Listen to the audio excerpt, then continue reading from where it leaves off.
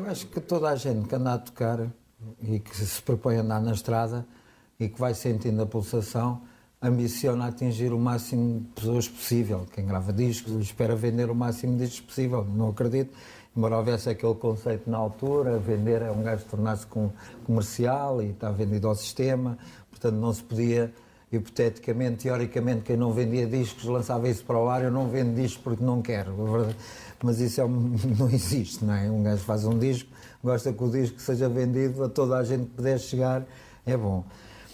Os chutes pelo caminho que tinham feito, o que eu sentia é que a gente estava muito perto de chegar a ou teríamos que passar por um lado assim maior e mais popular, e daí temos que assinar por uma multinacional. E a maneira como os concertos estavam a decorrer e o público a chegar-se a nós e a nossa postura, previa-se realmente que a gente poderia dar esse salto e passar então do clube, se calhar, para os pavilhões ou coisa do género.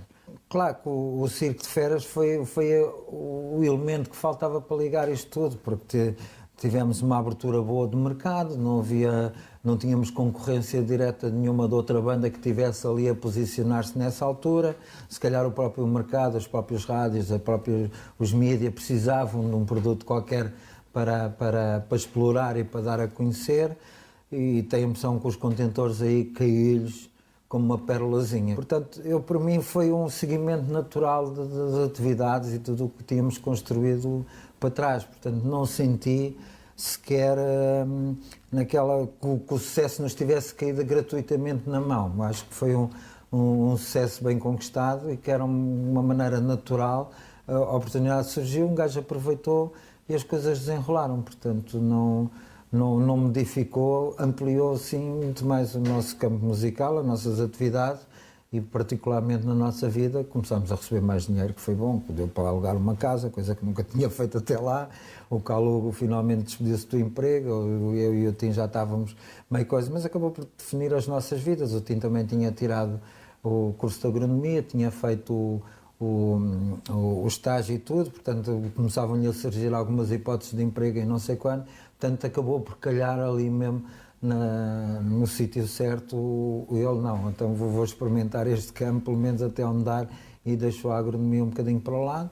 No meu caso foi um seguimento natural da minha vida que levava, e não teve, tirando o ter mais dinheiro, o poder sair mais, o andar mais na estrada, dar mais concertos e ter uma casa alugada, aconteceu-me isso de uma maneira muito natural.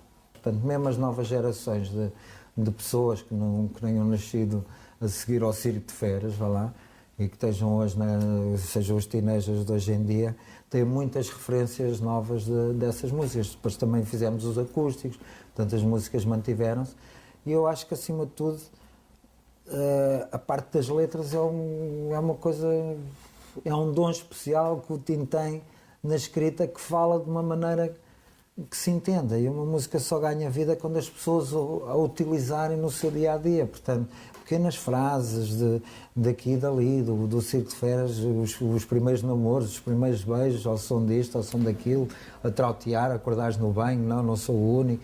São coisas que sem querer vão passando e vão ser vividas e vão sendo atualizadas, e são as pessoas que as atualizam, e não nós próprios só atualizamos em tocar e dar a conhecer às pessoas, não é?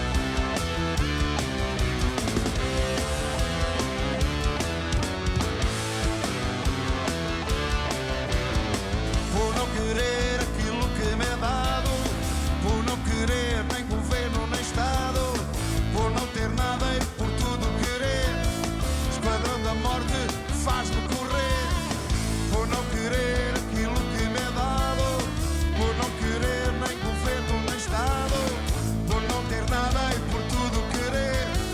Esquadrão da morte faz-me correr. Eles aí estão, já lhes sinto o bafo, dobro uma esquina, vê se me safo. Por aí não, que não tem saída, muito cuidado que arriscas a vida. A noite é dia e o dia é de noite, não tem sítio onde me acoite. Esquadrão da morte avança no escuro, me sinto em frente à sombra de um muro, e sigo o cheiro na escuridão que me conduz onde está a razão. E sigo o cheiro na escuridão que me conduz onde está a razão. Sangue na boca da queda dá pouco, tento falar, só sai um grito rouco. Num beco sujo, num voo de escada, 2 tiros secos e não resta nada. Por isso eu ponho a questão, onde mas onde se esconde a razão. Por isso eu ponho a questão, onde mas onde se esconde a razão.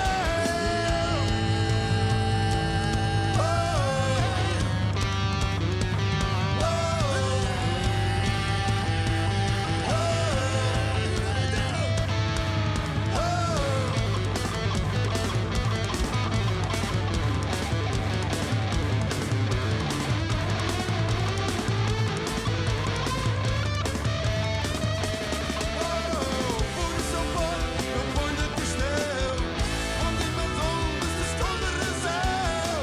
Por isso eu ponho a questão, onde mas onde se esconde a razão.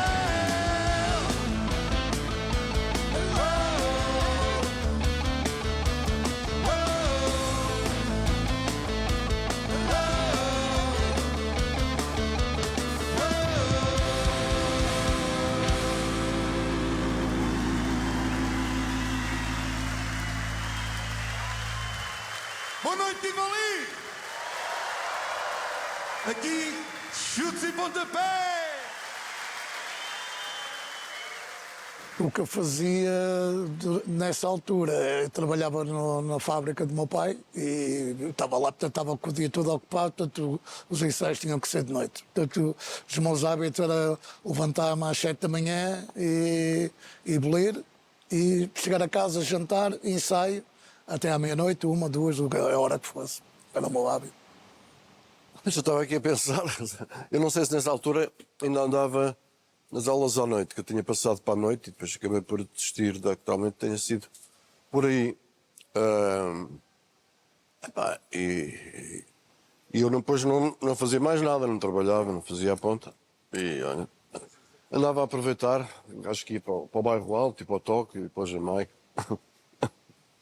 Eu devia estar no 5º ano do curso, não sei se entre o 5º ano e o estágio, portanto tinha aulas também de manhã, à tarde, aquilo era conforme calhava, e depois ia ter muitas vezes ficávamos à espera nessa altura para ir para o Pelim, ficava à espera que ou que eles fossem ter comigo a Alcântara ou que passassem por Alcântara. Normalmente tu é que davas boleia, com o teu Mini. Sim, com o Mini, já tinha o Mini. E portanto eles encontrávamos em Alcântara e seguíamos para Carcavelos para o ensaio por volta das 5, 6 da tarde. Mais ou menos seria esta a rotina. Portanto eu, se não tinha nada que fazer, ficava na escola ou por ali e pronto, a minha vida era dividida nestas duas atividades também. Não, eu nessa altura ainda não jogava ténis. Eu acho que andava na academia, bem, nos meus primeiros anos da academia, onde estive também com o João. O João não se lembra bem, mas esteve lá. O João e o Zé também teve lá um dia. Um dia? Não teve, não. O Zé teve o ano todo. E pouco fazia mais. Eu tocava um bocado em casa e depois ia ter com este pessoal. Não eras massagista? E encontrava-me muitas vezes com o Zé Pedro também no Vavá e tal. E tínhamos ali uma vida assim. Mas quando o Zé saía acho que o Zé ainda trabalhava nessa altura. E ele ia ter connosco às 6 da tarde. O Zé trabalhava na Copinac. Na Copinac, exato. E ia ter connosco ao fim da tarde, depois íamos jantar. Ia de sair às 5, às 6. Mas...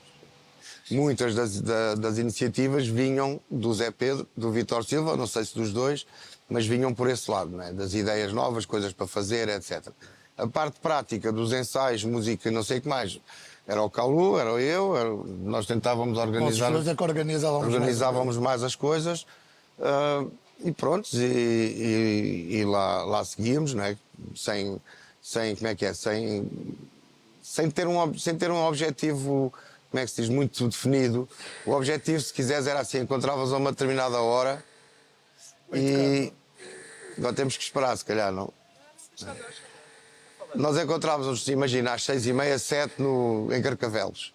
Íamos comer qualquer coisa, beber outra coisa qualquer. E aí falávamos, discutíamos, punhamos as ideias em cima da mesa. E depois íamos ensaiar.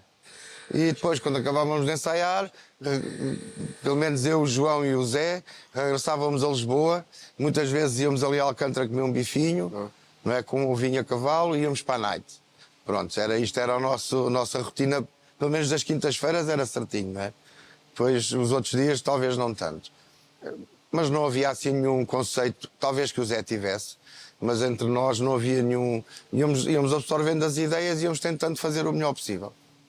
O que eu senti era que estávamos todos a tocar, era bom, era confortável, tocáramos todos juntos, as coisas funcionavam e não pensava em muito mais além disso. Pronto. Sim, basicamente era isso. Sim, era essa sensação de bem-estar a tocar e de cada um com as suas.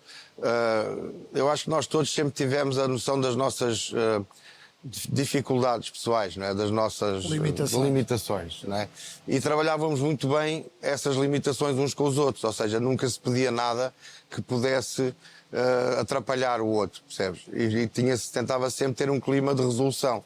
Porque sempre me pareceu que nós não tocávamos nem assim tão bem, nem tínhamos um som assim tão bom, nem conseguíamos, mas quer dizer, disfarçávamos a coisa e tal, e aquilo ia correndo bem. Eu acho que sem dizer nada, sem pensar, acho que a gente tinha assim tipo uma alegria, um orgulho, sei lá, de estar tudo. Anda cena. Sim. Bora lá outra Fazer vez. cena.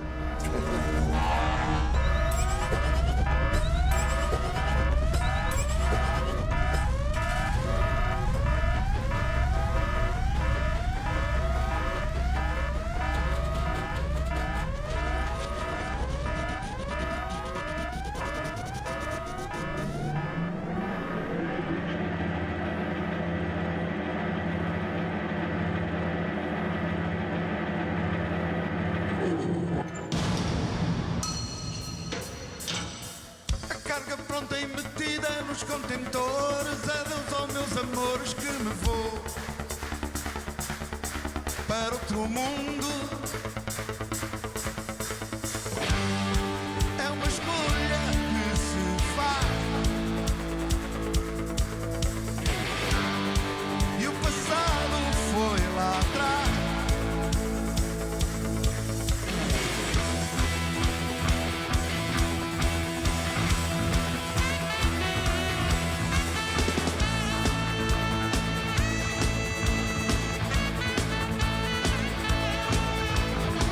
A carga pronta e metida nos contentores. Adeus aos meus amores que me vou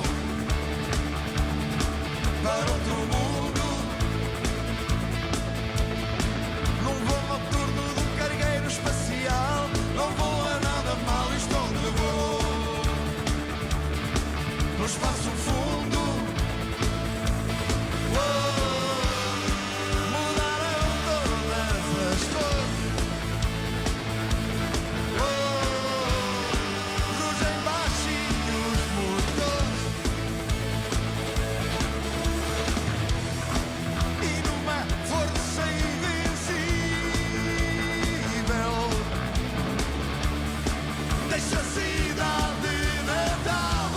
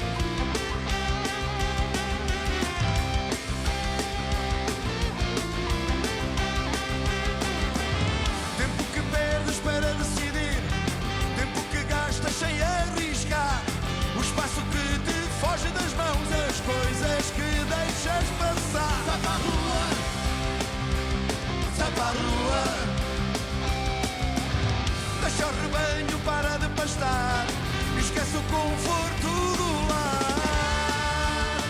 Tu sai para a rua,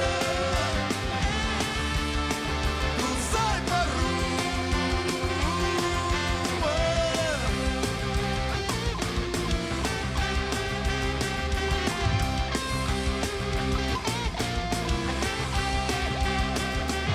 Só tu podes chegar a sentir qual a boa solução. Mas uma coisa é mais que certa, tens que tomar posição. Sai para a rua, sai para a rua. Deixa o rebanho, para de pastar. Esquece o conforto do lar. Sai para a rua, tu sai para a rua.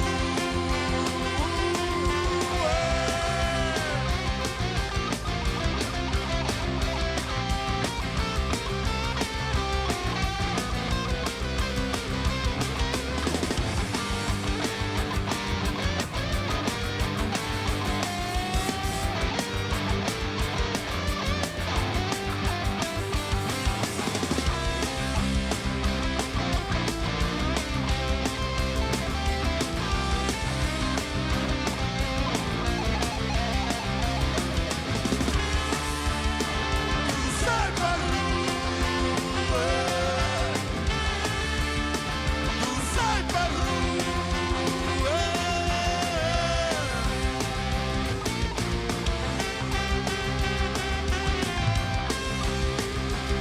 Sai para a rua,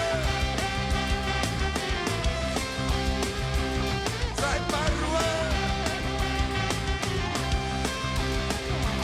sai para a rua.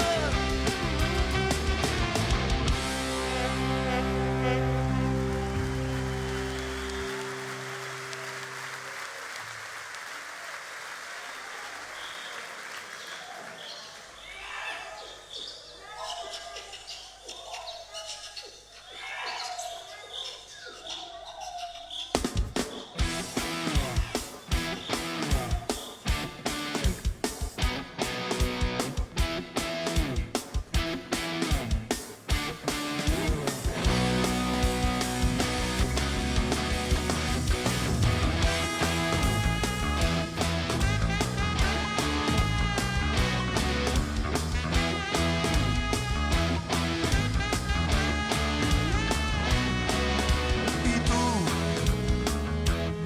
estás tão perto. E eu estou tão certo. E nada nos pode parar. Pois já chegamos onde queríamos chegar. Pois já chegamos onde queríamos chegar. De qualquer maneira, tiro-te daqui, daqui para outro lado, onde possa mexer em ti.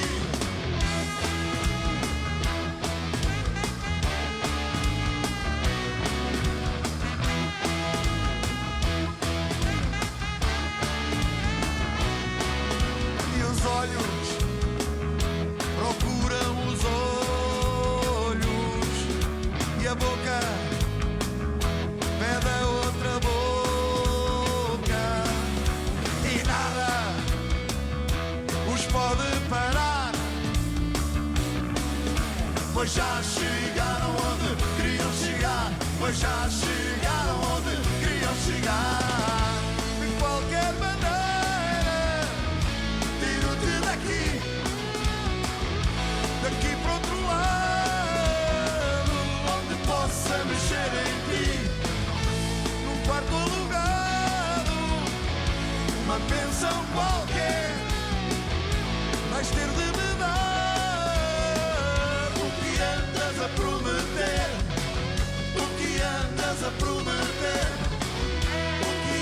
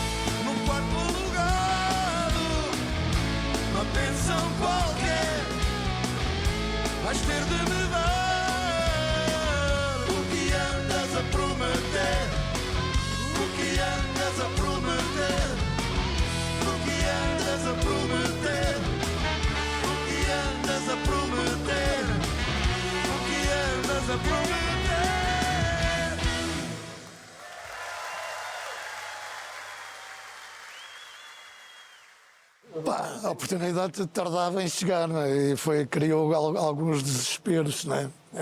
Aliás, o Cerco sai num bocado numa imposição que o Zé Pedro lutou muito, que queria que o disco saísse naquele ano, de 85, não é? Mas eu senti muitas vezes que aquilo não ia a lado nenhum. Daí muitas vezes a minha zanga com o Cerco, era um gajo sempre a gravar em condições precárias, de qualquer maneira, aquilo era assim, tudo assim, parecia que nunca mais íamos gravar a sério, não é? À série, não é? Era tudo a brincar, não é? Ia brincar, um gajo a gravar sozinho numa sala, sem referências, um gajo a fazer coros com um microfone que não tinha nada a ver. E só ouvia esse micro, né? Só ouvia esse micro neste tipo. Portanto, era tudo assim um bocado ao princípio. Quer dizer, eu nunca senti que fosse essa ansiedade, mas percebia-se no Zé Pedro e no Calu também um bocado, uma espécie de ansiedade por os outros estarem com bons contratos, com boas condições, a andar para a frente, não é? E nós não termos nada para apresentar. Ao fim e ao cabo já tinha passado algum tempo desde o primeiro disco, não é? E não se estava a passar nada, embora nós andássemos a tocar que nem os tolos, andávamos sempre a tocar. E aliás era sempre assim, quer dizer, nós tocar a qualquer lado era sempre uma festa e era um motivo de reunião de uma série de malta da terra e de fora da terra e por aí fora. Portanto era um acontecimento sempre, diferente do que era suposto ser.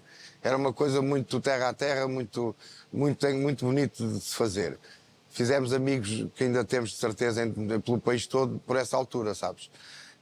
Agora, ansiedade eu nunca senti, porque eu sentia-me bem a fazer o que estava a fazer e muitas vezes não me importava nada eu queria era fazer. Estava um bocado nessa fase. E não me importava nada que o microfone não prestasse ou que isto ou aquilo. Estava-me, pá, não era comigo isso. Eu achava que a malta fazia música tão boa como o GNR na altura ou como os Heróis do Mar, pá, e ninguém nos ligava nenhuma. Pá.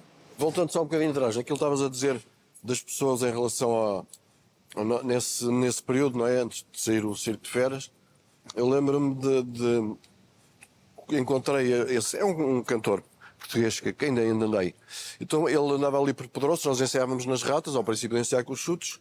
Deve ter sido ali por 84. E ele depois contou-me isto mais tarde, disse que um dia passou lá, à porta da sala de ensaio, e perguntou: quem é que são estes gajos que estão aqui a tocar e tal? E disseram assim: os Chutes e Pontapés. E ele disse assim: com este nome a fazer esse barulho, os gajos não vão a lado nenhum. E depois em 87, quando saiu o Circo de Feras, o gajo ficou assim: afinal estava enganado. E ele contou-me isto, passado estes anos todos. Uma razão do sucesso e dessa legião de fãs que um gajo foi criando. Eu acho que nós refletíamos aquilo que as pessoas queriam ouvir e sentir. Estávamos em cima de um palco a refletir o pensamento daquela malta toda. Acho eu, estamos ali em representação deles todos, em todo o lado de Portugal, em todo Portugal. Sim, sim. E daí acho que criou esta cena também forte, não é?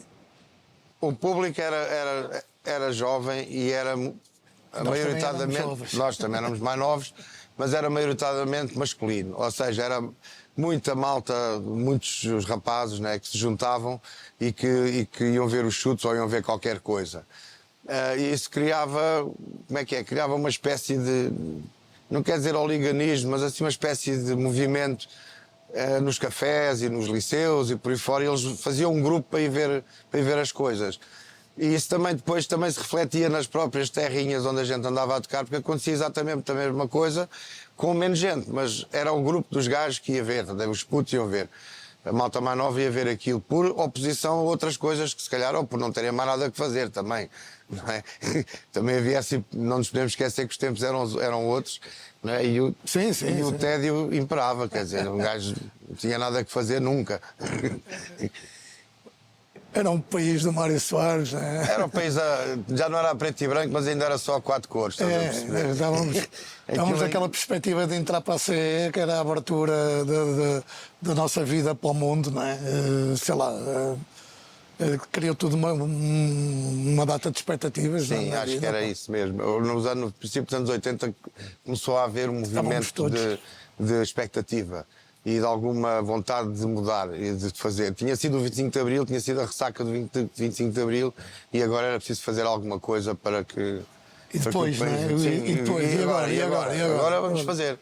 Sem ter, pronto, lá está, sem ter condições nenhumas, sem ter dinheiro nenhum, com o tabaco espanhol e por aí fora. Portanto, aquilo muito se fez. Pior disso tudo foi o tabaco espanhol. Tabaco espanhol, pá, a gente a gravar o cerco foi na greve da tabaqueira. Epá, bom, adiante. Existia disponibilidade no grupo em participar e vincar uma posição política? Não, eu por acaso não acho Posição que não. política não. Não, posição Nunca tivemos política, não. essa pretensão. Apesar de participarmos em muitas coisas, mas nunca foi a nossa intenção. Nós participámos em coisas desde o PSR, Bloco de Esquerda agora, não é? Até à franja do a PS. Pintacilgo. Sim, Pintacilgos, depois fora até a Sampaio, Soares, até ao PS. Do Dependemos PS um para a bocadinho do direita lado nunca esquerdo. participámos em nada, que me lembre. Mas nunca tivemos uma posição de... Porque cada um de nós tem a sua concepção, não é? As tuas convicções. As suas convicções e e nem é coisa que nós discutamos muito na banda. Portanto, não fazia muito sentido alguém jogar-se à frente ou a banda ter uma posição qualquer. Em relação a certas coisas, sempre ou fomos céticos ou não apoiámos, outras apoiámos, mas nunca fomos de grande... Nunca demos muito valor, muita importância à posição política.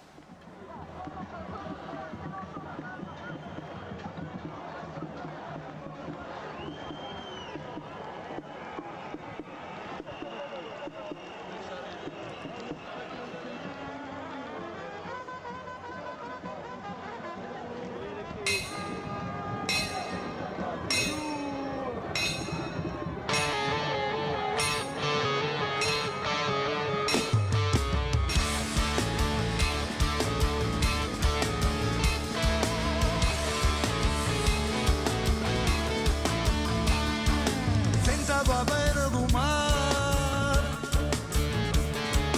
sentado à beira do mar, ouvindo as ondas rolar, ouvindo as ondas rolar, e uma gaivota no ar, flerte as asas ao virar. Dá-me um sinal para voltar, dá-me um sinal para voltar, dá-me um sinal para voltar.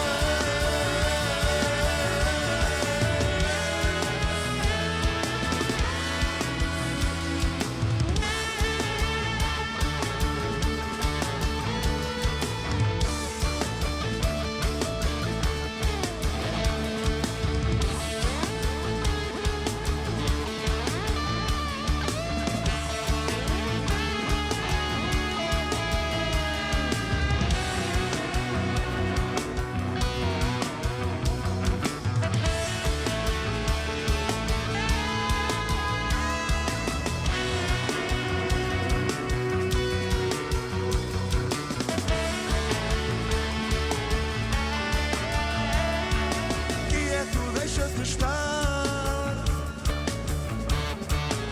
adormece devagar.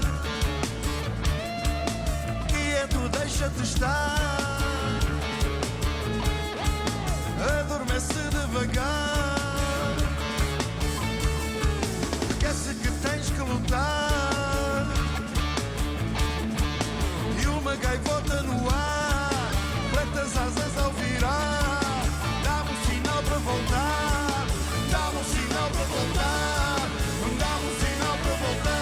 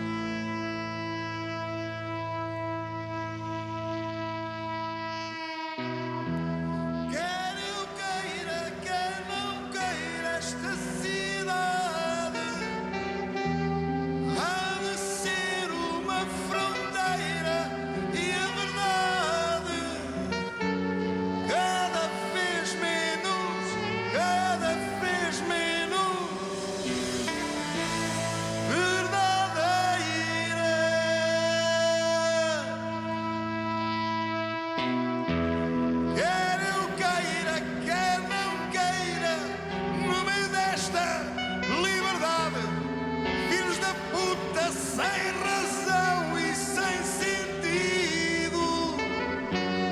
No meio da rua, nua, crua e bruta, eu luto sempre do outro lado da luta.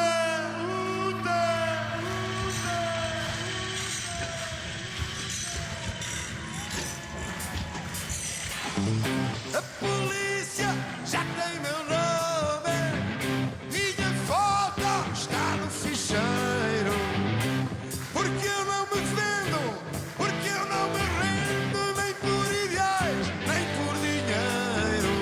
E como sou e quero ser sempre assim, um rio que corre sem princípio nem fim. O poder podre dos homens normais está a tentar dar cabo de mim, cabo de mim.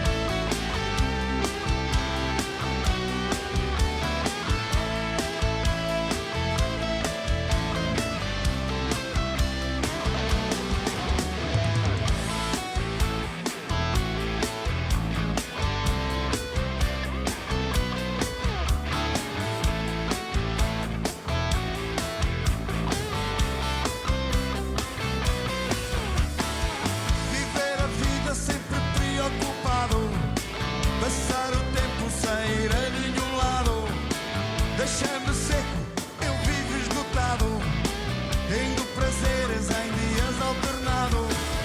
E ando sempre vivendo estados, e por vezes bem desamparado. Rebusco os cantos, nem sempre recheados, eu faço as coisas tão desnorteado.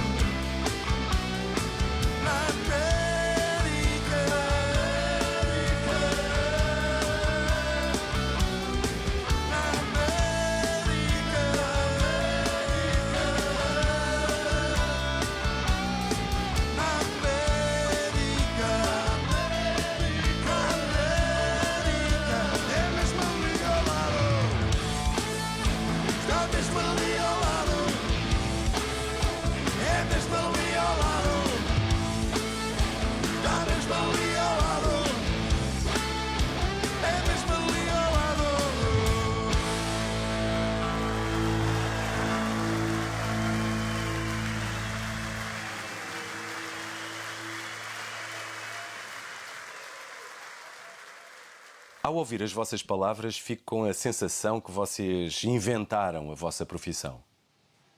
Sim, mas não só nós. Não só nós. Entre os músicos, entre os técnicos, entre os organizadores de concerto, foram aparecendo pessoas que foram ficando. Porque eu achei que os UHF tiveram um papel muito Sim, também tiveram um papel fundamental nisso. No desenvolvimento disto. Mas, por exemplo, mesmo em termos de produção de espetáculo, não é? Produtores locais, apareciam muitos cogumelos, malta queria fazer um concerto para comprar um carro, pronto. Depois, alugava ao Campo da Bola, punha lá meia dúzia de tarecos, a malta ia tocar, nós, os UHF ou quem fosse, e no dia a seguir ele ia comprar um carro, tinha ganho dinheiro para isso. E nunca mais voltava ao assunto. Houve uma série de gente que foi ficando no meio, percebe? E começou-se a criar uma, como é que se diz, um meio, uma quantidade de pessoas, disto, né? sim, uma quantidade de pessoas que ainda hoje estão, uns mais novos, outros mais antigos, outros até bastante mais velhos, e que nós nos aproveitámos, se quiseres, para continuar a trabalhar e para trabalhar em conjunto. E eu acho que isso é que inventou as profissões todas e aquilo onde nós estamos hoje. Ou seja, andava tudo um bocado a fazer pescados e olha, afinal isto dá. E ainda há pouco tempo estive a rever os contratos, que eu tenho esses contratos guardados. Levávamos 40 contos para ir tocar. Já eram gajos profissionais, um contrato em papel selado, papel azul, com selo fiscal. Mesmo que depois não pagasse. Mesmo que não pagasse assim, mas pronto. Mas já havia muita gente a trabalhar a sério, a tentar trabalhar, a dar os primeiros passos. Não é? Olha, eu digo-te uma coisa, também me esqueço de uma conversa que tive com o meu pai. Normal, ele estava preocupadíssimo, porque eu comecei a bandalhar os estudos e comecei a tocar guitarra, só que ainda não, pronto, na fase que ainda não tínhamos chegado ao circo de férias, né? E por aí ele uma vez esteve a conversar comigo e disse, olha, tudo bem, podes tocar, toca a guitarra e tal, mas tens que continuar a estudar, porque isto não é futuro e depois ficas sem estudo. Pronto. E ele preocupava-se muito a esse nível por mim, não era por mais não. A minha família sempre gostou imenso que eu tocasse, era uma coisa que eu tinha já desde há muito tempo, né? Eu tocava desde os 15 anos, em bandas de baile, nas festinhas todas com o meu irmão, e como trabalhava e tocava, estava ali com uma situação estável, e a minha família gostava muito e sempre me apoiou muito na cena musical, né? Nesta aventura. Ainda não era profissional, obviamente, não vivia só da música. Os meus pais, portanto, quando comecei com isto foi para aí com 27 anos, 26, 27, e eles já estavam fartos de me tentar contrariar durante a vida e aí acho que já tinham desistido, portanto estavam mais ou menos a observar o que é que se ia passar, olha, deixa ver o que é que vai acontecer, porque de facto tinham tido uma grande tarefa a tentar contrariar-me e acabaram não conseguiram e acabaram por desistir. Eu desde os 12 anos que lhes dava secas a tocar viola em casa, portanto foi um bocado, depois comecei a sair para tocar com conjuntos para aí aos 15 e eles achavam bem que eu apoiavam. Desde que, não é? Sim, mas isso era uma condição à partida, desde que não prejudicasse os estudos. Pronto. E deixavam-me ir. E depois, o meu pai, principalmente, e a minha mãe também, mas o meu pai principalmente, gostava de me acompanhar. Ele assistiu ao segundo concerto dos Chutos, ou pelo menos ao Dom Pedro V, ele estava lá, e o meu pai e a minha mãe foram ao rendezvous um par de vezes, sempre tiveram muito orgulho nas coisas que eu fazia. Lá mesmo em casa, as minhas irmãs gostavam muitíssimo do que eu fazia, a minha avó também, e portanto havia um ambiente de alegria e de orgulho naquilo que eu ia conseguindo. Até porque lá em casa não havia tradição nenhuma musical de músicos, nem nada disso, e portanto era uma coisa completamente nova. Nós tínhamos essa tradição. Não, era uma coisa completamente nova e eles estavam a aproveitar também essa novidade toda. Portanto, tirando a parte de como todos nós tivemos, quando aquilo passa a profissional, né, quando começa a ter mais responsabilidade, aí é Aí é que, pronto, porca de tudo. sim, foi um bocadinho mais complicado, porque não acreditavam muito. Era uma atividade um bocado mal vista aqui no país. Eu lembro-me do teu pai me preocupado. Sim, ele estava preocupado. Porque a maior parte dos músicos trabalhavam em boates, estás a perceber, a tocar para a noite. A minha avó dizia, perguntava, então, Carlinhos, o que é que andas a fazer? Eu disse, pá, vou a tocar numa banda. Ela disse, está bem, eu sei, mas e o que é que fazes para viver? E tal. Eu disse, pá, toco numa banda. Mas e para viver, o que é que fazes? Eu dizia, ninguém acreditava muito nisto, não é? E com este disco, ficaram convencidos que poderiam ser músicos profissionais? A partir dessa altura acreditei perfeitamente. Sim, sim. E com a turnê planeada nesse ano, estávamos com 90 concertos ou 90 e tal concertos marcados. Aquilo acho que era uma coisa, uma bola que nunca mais ia parar. Pá. Nunca mais ia parar. Tive essa sensação plena. Aliás, despedi-me nesse ano. E assumi mesmo o profissionalismo mesmo. Por acreditar. Já tinha 2 filhos, portanto tinha uma vida já meio complicada, não é? E acreditei tudo. Joguei as cartas todas naquilo. E foi realmente assim uma mudança grande. E embora eu acho que já acreditava nisso antes disso acontecer. Porque penso que o percurso, eu achava que o percurso as coisas iam seguir, ia correr bem. Nunca. Mas pronto, claro, aí foi assim, pronto, olha, já cá estamos, agora já cá chegamos. Pá, eu acho que ainda não sou músico profissional. Pá, acho que de um momento para o outro, se houver uma crise, vou fazer outra coisa qualquer. Não é? Para a Vou fazer outra coisa qualquer. É uma boa desculpa que ele tem para a insegurança. Eu não sou bem. Não, acho que, pá, de facto é o que eu tenho feito, pá, mas não... Mas não o quê? Não sei, quando se houver uma crise qualquer, de um momento para o outro, vou ser um grande profissional de outra coisa. Mas eu sempre achei que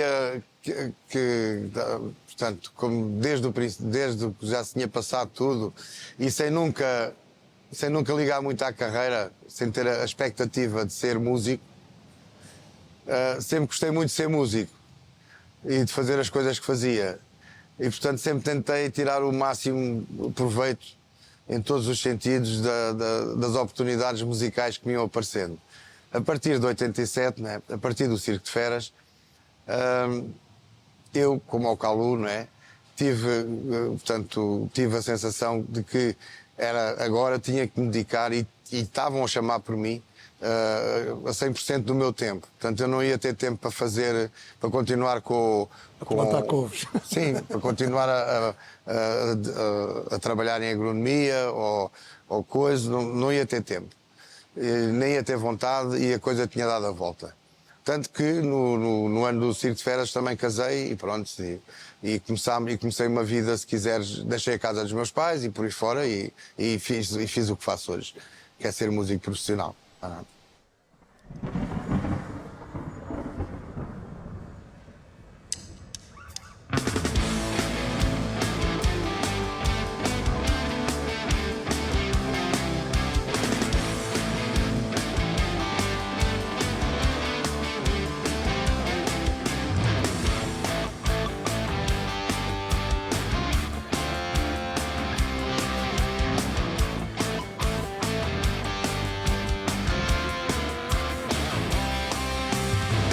Pensas que eu sou um caso isolado? Não sou o único a olhar o céu, a ver os sonhos partirem, à espera que algo aconteça, a despejar a minha raiva, a viver as ilusões, a desejar o que não tive, agarrado às tentações. E quando as nuvens partirem, o céu azul ficará. E quando as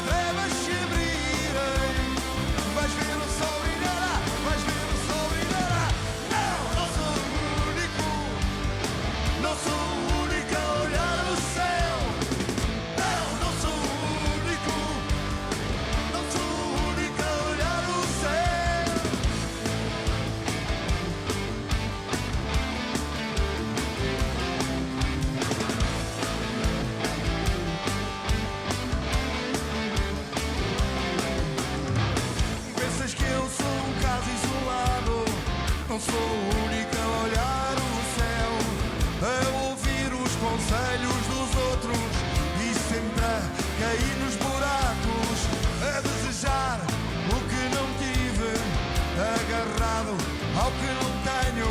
Não, não sou o único, não sou o único a olhar o céu. E quando as nuvens partirem, o céu azul ficará. E quando as trevas se abrirem, vais ver o sol brilhará, vais ver o sol brilhará. Não, não sou o único, não sou o único a olhar o céu. Não, não sou o único, não sou o único a olhar o céu.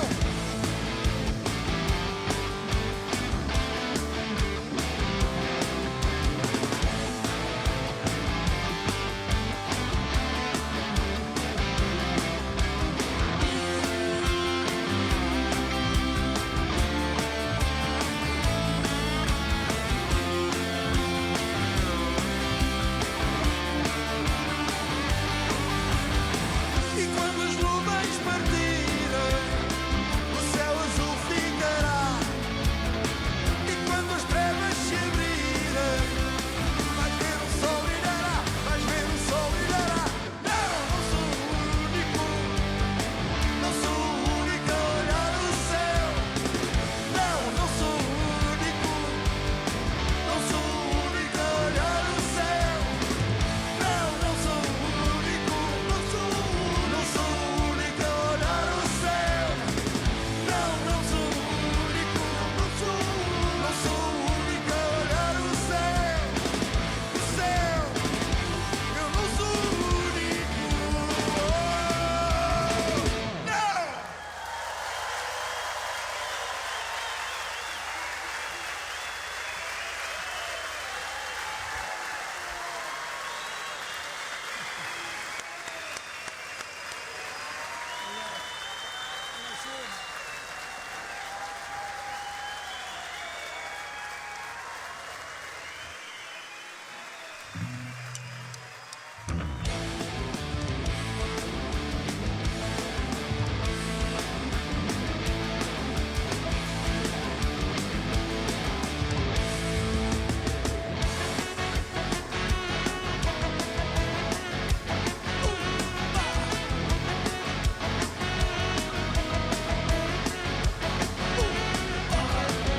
Adeus vida atinada dos horários e das bichas e das gripes no inverno e do suor no verão.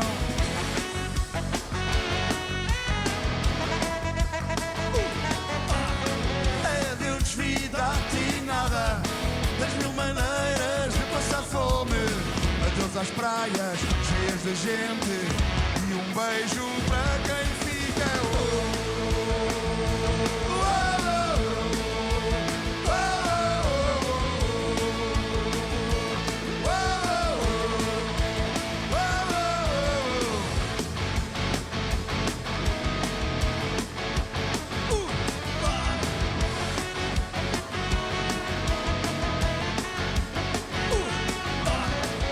Adeus vida atinada, ter de dormir 7 horas por dia, ir para o trabalho e ainda de noite, ser sempre o mesmo a todas as horas.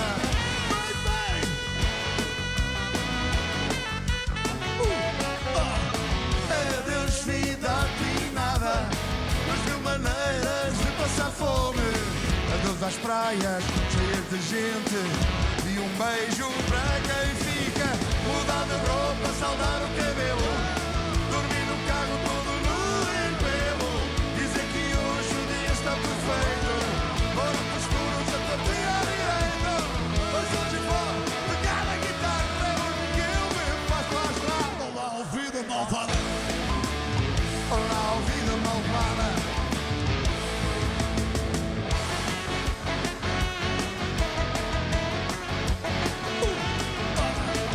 Escorrega e desliza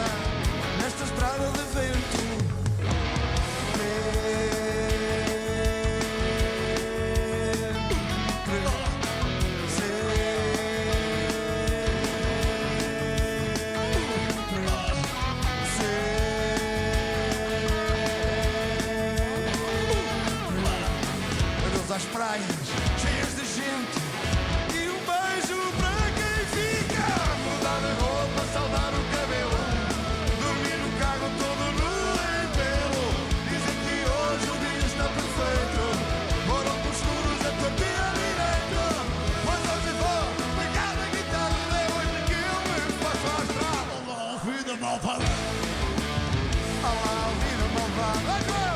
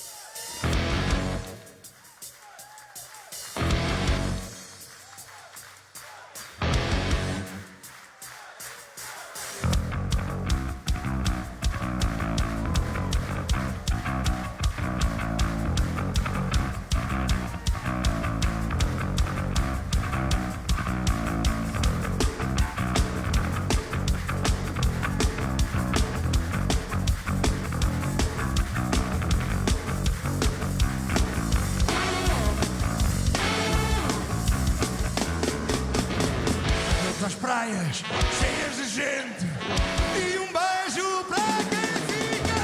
Mudar a roupa, saudar o cabelo, dormir no carro todo nu em pelo. Dizem que hoje o dia está perfeito, moram com escuro da tua tia direito. Mas hoje vou pegar na guitarra, hoje que eu me faço à estrada. Olá, vida malvada. Olá, vida malvada. Olá, vida malvada.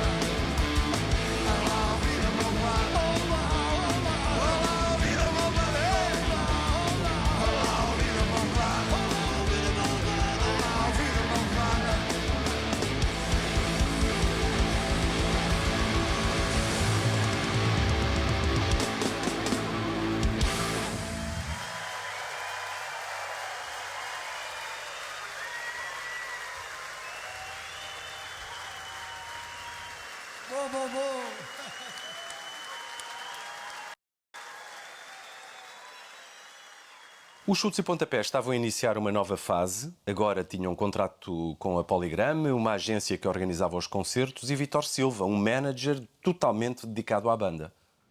O Vítor Silva aparece com o Zé Pedro e com o Pedro Alves Magalhães, não é? Que eram muito amigos. O Zé Pedro foi manager do Pedro Alves Magalhães, eles tinham ali uma amizade que os juntava. E quando o Pedro Alves Magalhães trabalhou com o Vítor Silva, não é? Tinham a agência? Tinham a agência Malucos da Pátria. E eu acho que o Vítor Silva revelou-se fundamental nessa altura no desenvolvimento da O Vítor Silva achava que nós estrada. éramos, sim, o Vítor Silva achava que nós éramos um bocado pelintras. Um bocado de quê? Pelintras. Que ficávamos contentes com maçãs e um coisa. E achava que merecíamos mais e lutou bastante para que nós pedíssemos coisas mais valorosas ou que tivéssemos uma posição mais forte. Valorizássemos, não é? Sim, valorizássemos a nós próprios, né? E isso foi sempre a grande guerra dele. Tanto nas fotografias como na apresentação, no vestuário, por aí fora. Foi ele que puxou por nós para nos dar uma imagem mais forte, se quiseres, mais coesa. Prontos. Porque nós realmente éramos um bocado baldas, não nos preocupávamos com metade das coisas que era preciso. E a editora, a Polygram? Uma das coisas que o Tosé Brito, penso eu, que foi incumbido de fazer, foi arranjar bandas para a Polygram. Tanto que nós, quando entramos, entramos com mais 3 bandas. Foncinhos, Melerif e Radacadaf. Sim. Foi esse bolo que o Tosé comprou. E assinamos por um disco, não é? Sim, por um ano e um disco. E era para ver o que é que ia acontecer. O que é que ia acontecer, portanto. Era para ver o que é que ia acontecer. Portanto, acredito que o Tosé tenha gostado do concerto e por aí fora. Também acredito que ele tenha visto bastantes deficiências no processo relativamente ao que ele estava à espera. Porque Eu realmente. acho que ele não se preocupou nada com isso. Porque Eu acho que no princípio preocupou-se. Achas? Acho. Porque eu acho que ele foi ver o concerto e esse concerto foi de Romba também, não foi? Sim, mas em termos de ficou naquela- musicais, em termos de temas, sim, sim. se pensares Chutes e Radar Gaddafi, tem um som limpíssimo. O Radar Gaddafi. Claro. Se pensar Chutes, Lerif Dadá tem um som completamente impecável. Se pensar Chutes e Afonsinhos, também está, aquilo está nos trinhos. claro. E nós nunca tivemos naquele grau de pureza que a indústria tinha, não é? Daí experimentar, né? Pronto. Deu-nos um anete para provar como é que era. Não, nós não tínhamos assim tantas músicas novas para gravar, porque tínhamos vindo do cerco. O cerco já tinha sido como é que é o ir buscar as músicas de 82 até 85. 84, digamos assim, 84, 85. E portanto, de 85 para 86 não havia assim muitos temas. O que também levou a que houvesse uma abertura para a composição, percebeste? Portanto, necessidade, vontade, oportunidade para fazer temas novos. A Pensão, isto e aquilo, Vida Malvada, são coisas que aparecem por pronto, Mas porque também sim, havia algumas coisas já por esta feitas. cidade. Havia coisas já feitas e que a malta não estava confortável com aquilo. Não, mas eram e foi aí que quatro. foi o Maria que foi importante. Ele olhou para aquilo e viu o potencial da música e trabalhou aquelas Mas, músicas. exato, e o Maria apareceu e, do meu ponto de vista, revelou-se E o Maria vinha do trabalho lá dos Heróis do Mar, pá, e a malta tinha, eu tinha um grande apreço por ele, pá, Também. consideração.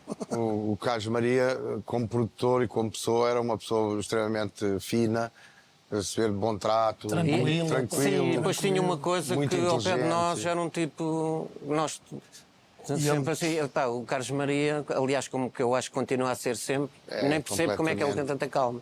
Portanto, Completamente. aquilo era uma coisa. Pá.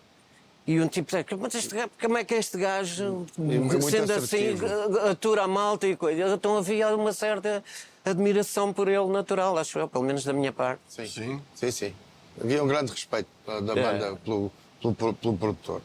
Ele teve praticamente em agosto e setembro, dois meses ou um mês e meio connosco em estúdio. Nós, antes de começar a gravar, tivemos para aí uns 12 ou 13 ensaios com ele em Carcavelos. E onde ele esmiuçou as músicas todas. Depois Quando nós vários fomos para o arranjos. estúdio já levávamos um esboço muito... ou seja, não muito inventámos próprio, muito- praticamente nada em estúdio. Aquilo já ia da sala de ensaio. E ali ele fez isso tudo connosco.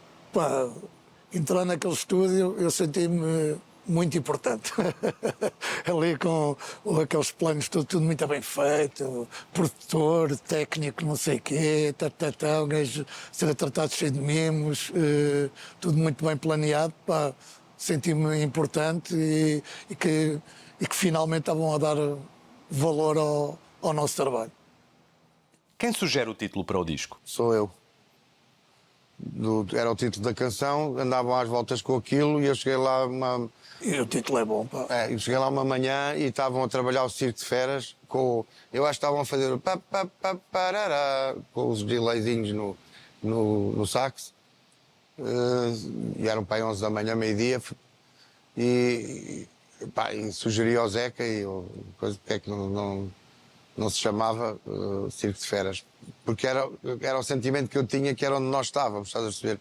No meio disto tudo éramos artistas e era um circo e andávamos... Era um fio a cabo, era um bocadinho o prolongamento do cerco, não é? Sim, aproveitou toda a experiência do cerco e todas as condições boas que não tínhamos tido no cerco para se tornar um disco melhor. E depois continuou para 88. Portanto, eu acho que esses 3 discos são a mesma caixa. Estão na mesma caixa. O Gritos Mudos já é na caixa a seguir. A seguir, pá. Não é? Talvez ainda tenha uma certa ingenuidade, não é? Naquilo, na construção. Mas nós, sei lá, desde sempre, muitas vezes o Calo diz isso, mesmo até as nossas primeiras músicas, nós ouvimos e dizemos, mas como é que nós pensávamos, o que é que nós andávamos a fazer para acreditar nisto que estávamos a fazer, que eram coisas tão simples, não é? Pois. Aquele toque e foge, aquelas coisas. Quer dizer, Essa música é tão boa. mas pronto, mas como é que nós... E continuávamos com essa ingenuidade de gostar das coisas que fazíamos. e não criticar. Sabes que quando se faz uma coisa, há duas posições, não é? Ou se gosta ou se critica. E quando se critica, nunca mais se para de criticar. Não é? Há sempre um problema, há sempre qualquer coisa, aquilo nunca está bom. E nós sempre trabalhámos ao contrário, quer dizer, sempre achámos que estava porreiro, até que alguém dizer, não, mas assim ainda fica melhor. Portanto, isto foi isto, Exato. É sempre positivo. É sempre em positivo. relação Isto está ao bom. assunto. Não, está bom, mas isto ainda fica melhor se levar isto e tal. Ao contrário do que eu achei no cerco, quando o ouvi, este aqui pareceu-me logo à partida muito bem conseguido, ali com 2 ou 3 temas, pá, de estourar, estavam muito bons, mesmo bons. E as letras muito boas. As letras do cerco também eram muito boas. Sim, mas em relação As ao- letras do cerco. Epá, mas estas aqui estavam a bater bem. Mas em relação ao que eu senti quando ouvi o disco pela primeira vez, é um bocado difícil de isolar o momento, porque nós vinhamos de trabalhar aquele disco há 6 meses, não é? Eu tinha visto as canções a evoluir e a ganhar pequenos pormenores aqui e ali, não é? Ora aqui uma coisinha, ora ali mais outra coisinha. E quando ouvi o disco acabado de fazer, já na fita, na mistura, já depois da mistura, achei que mesmo assim ainda faltava fazer algumas coisinhas. Ainda tinha espaço para se fazer. E isso depois acabou por acontecer ao vivo, estás a perceber? Acabou por se tornar as canções um bocadinho mais orgânicas do que estavam na fixação. Acho que algumas estavam um bocadinho duras, Presas, né? não é? Presas. E depois com o turnê de 87 ficaram então feitas. Mas esse eu achava uma situação normal, porque Sim. nós ao vivo superávamos sempre em relação a tudo que fazíamos. Não é? Sim, A pronto. nossa vida é mesmo. Mas a noção que fica da primeira escuta é capaz de ser um bocadinho Preso, não é? um bocadinho formatado, estás a ver? Pronto. Limpinho demais. Sim, limpinho demais.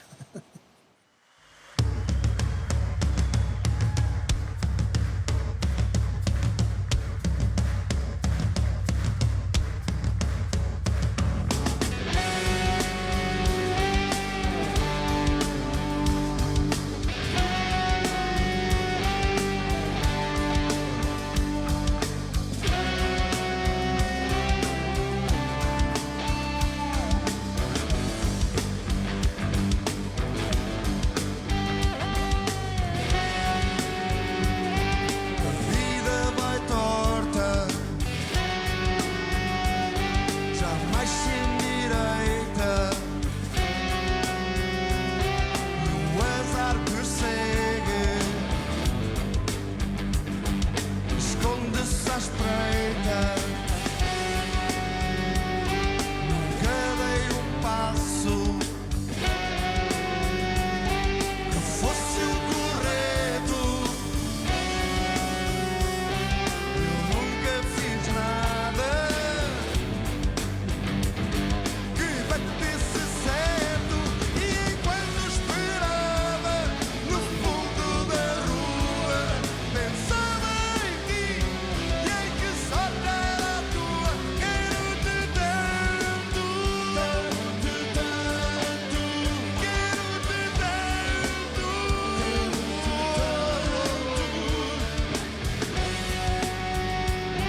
de modo que a vida é um circo de feira e os entretanto são as minhas espera. Nunca dei um passo que fosse o correto. Eu nunca fiz nada que batesse certo. E enquanto esperava no fundo da rua, pensava em ti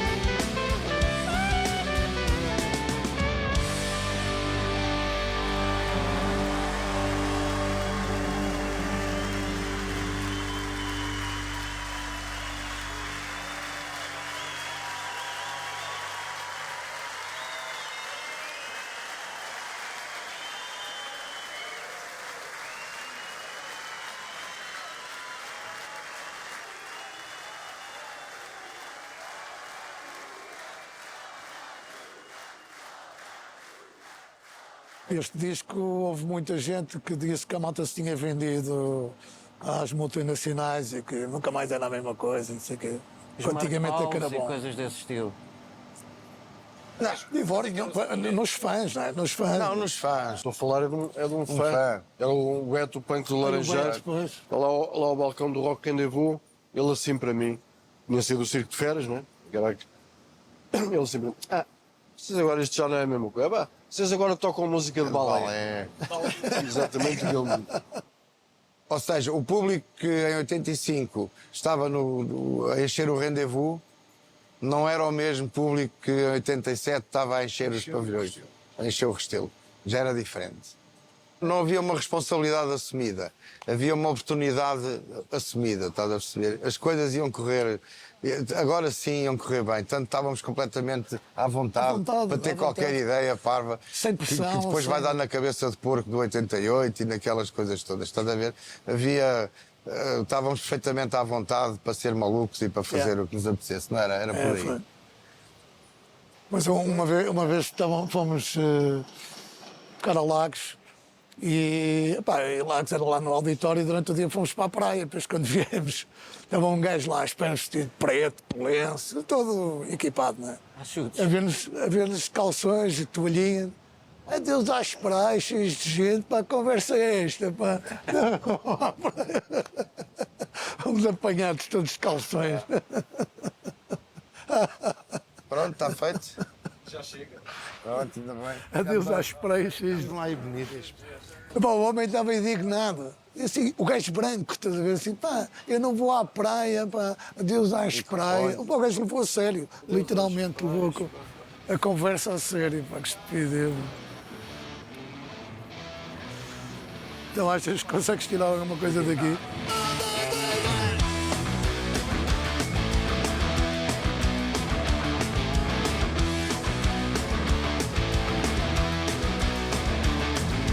Só o teu corpo é que me tenta dormir se me deito com uma moto lenta. Tenho tempo de te melhorar e eu não quero morrer devagar. E eu não quero morrer devagar. E eu não quero morrer devagar. Bem, mas eu não quero. Eu quero morrer. Yeah, yeah, yeah, yeah. Mas eu não quero. Eu quero morrer.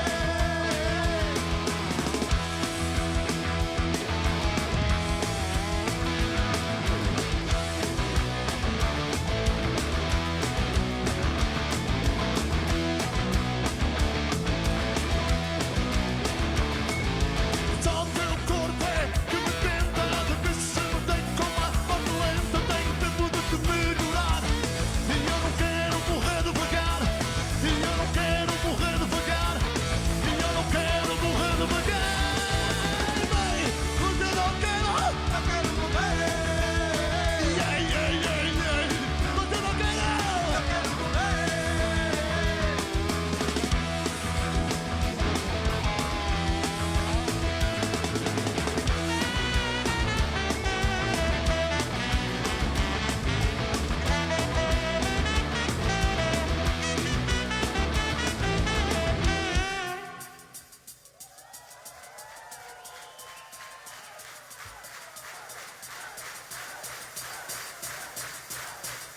Só o teu corpo é que me tenta dormir se me deito com uma morte lenta. Tenho tempo de te melhorar e eu não quero morrer devagar. E eu não quero morrer devagar. E eu não quero. E eu não quero.